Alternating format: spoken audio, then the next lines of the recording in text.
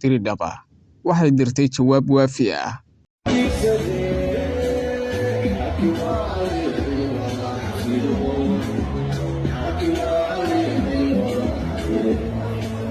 iyadoo si weyn oo milga iyo miisaan leh u maamustay una soo dhaweysay showna ugu qabatay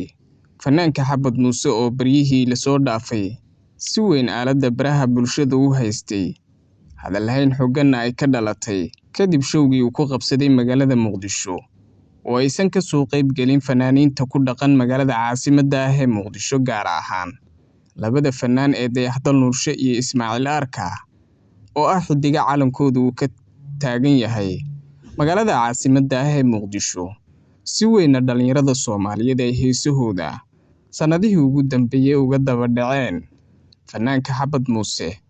ayaa si weyn waxa uu show ugu qabsaday magaalada Diridhaba ee dowlad deegaanka Jigjiga waxay ahayd maamuusid sagootin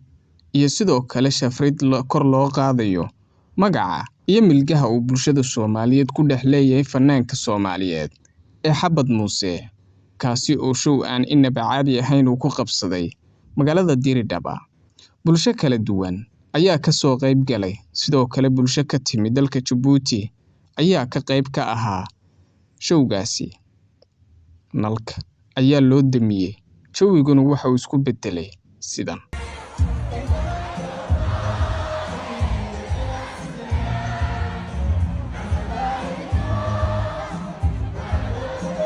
heesa midba cayn tahay iyo jawigo camirna ayaa mar qura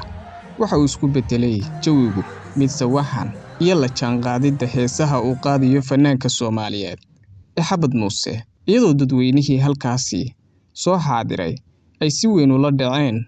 qaab farshaxanka oo fanaanka Xabad Muuse ku soo bandhigay magaalada Diridhaba. Si weyn ayaa aaladda baraha bulshada gaar ahaan TikTok loogu wareejinayaa in reer Muqdisho loo dhigay fariin sidoo kalena cashar ay tani u tahay maadaama fanaankan aysan soo dhaweynin showgiisina aysan ka soo qayb galin balse bulsho weynta ku dhaqan Diridhaba ayaa fariin u diray Djibouti iyagoo markaasi iyagana Djibouti ay dhowrayaan inuu fanaankaasi uu gaaro oo halkaasna uu ku qabsado show balse showgani ayaa ah kii koobaad uu ku qabto kadib bixitaankiisii Muqdisho uu ka tagay. fariin kale ayaynu ka sugaynaa Djibouti oo iyagana laga dhursugayo. Wad ku maasantahay saaxiibayaal dad halkan la soo gaartay daawashada muuqaalka waxaan idin ka codsanaynaa inaad noo soo subscribe garaysaan halkan sidoo kalena la sii wadaagtaan saaxiibadiina aad u maasantiin.